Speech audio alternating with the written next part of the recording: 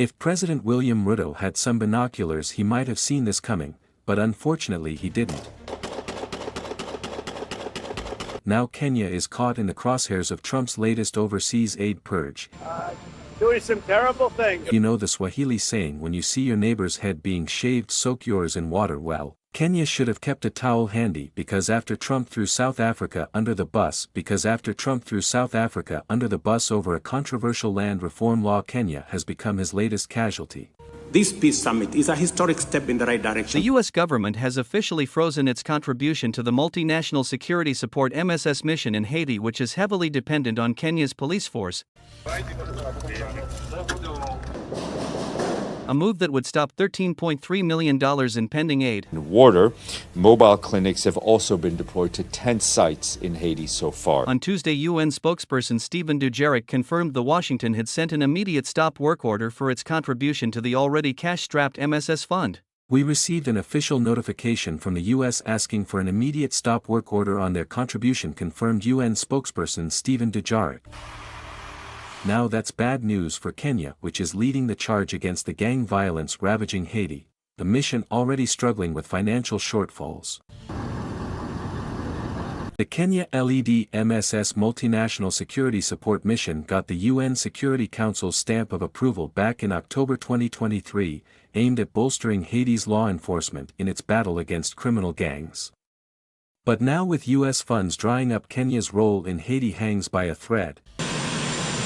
At least financial freezes, all part of President Donald Trump's renewed push to slash overseas aid, a move that also includes gutting U.S. aid.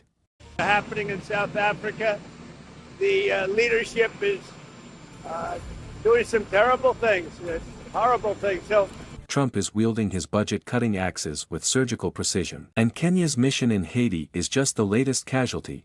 Now, with the U.S., one of the mission's biggest backers, closing its purse, the Kenyan LED force faces an uncertain future. Will they soldier on, or will this be the moment reality catches up with Ruto's controversial deployment? Now let's rewind. The deployment of Kenyan police to Haiti was no work in the park. It first fears legal battles back home, with Kenyan courts initially blocking it. But President Ruto, determined to play global peacekeeper, brushed aside the rulings and greenlit the mission anyway.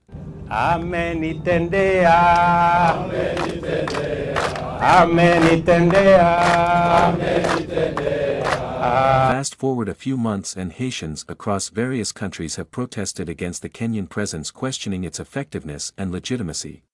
The days are numbered for the gangs.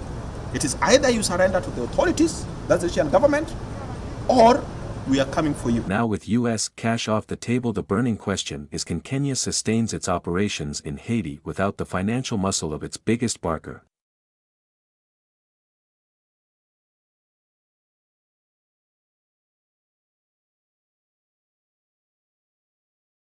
The mission's fate now looks uncertain. Without U.S. support, Kenya's police will be unfunded and, worse, potentially outgunned in their fight against Haiti's well-armed criminal networks. Are the consequences a possible security vacuum, escalating violence, and a worsening humanitarian disaster in an already battered nation?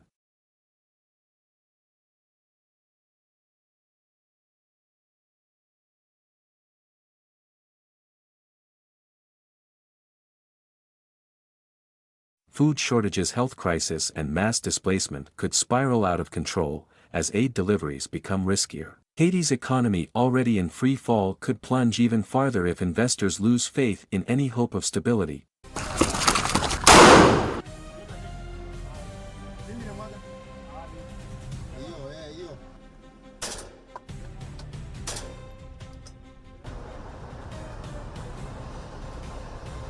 Kenya isn't alone on Trump's chopping block. South Africa got an even sharper knife. The U.S. president has accused the country of human rights violations against white citizens over its land expropriation laws. His response: cutting all funding and launching an investigation. We're going to cut aid from South Africa. Will you plan to cut aid across other African nations, and why South Africa? No, it's only South Africa. Terrible things are happening in South Africa.